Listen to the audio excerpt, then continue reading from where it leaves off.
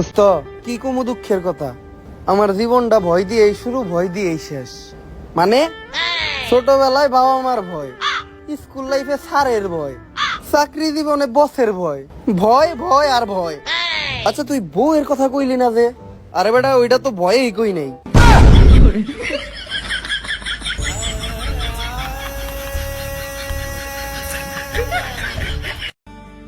নিজের আমি এমন ভাবে পাথর বানাইছি, এখন আমার জীবন থেকে যার যাইতে মন চায় সেই চইলা যাক, আমার কিচ্ছু যায় আসে না। কিন্তু কারেন্ট গেল কে? আরে কারেন্টের লেগে কই নাই তো আমি এই কথা।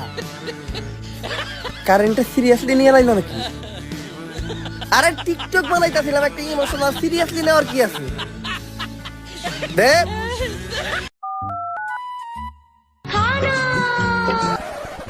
হ্যালো, কি করো? তোমারে ছাড়া একা একা ভাল লাগতাছিল না, তাই শুয়ে আছি। খুব তো বলতা আমি তোমাকে অনেক জ্বালাই, যন্ত্রণা দেই, রান্না বান্না ঠিকঠাক মতো করি না, আমার রান্নার স্বাদ তেমন ভালো না। এখন একা থেকে দেখো কেমন লাগে। একাই তো থাকতে চাইছিলাম, কিন্তু আম্মা আর একা থাকতে দিল কই। মানে মানে বেশি না, কাবিন 5 লাখ।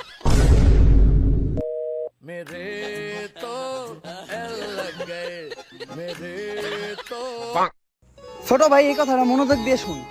যখন তুই গরিব থাকবি, তোর কাছে কোনো টাকা পয়সা থাকবো না, তোর পকেট একবারে শূন্য থাকবো, তখন এই দুনিয়ার কোনো মেয়ে তোর পাশে থাকবো না।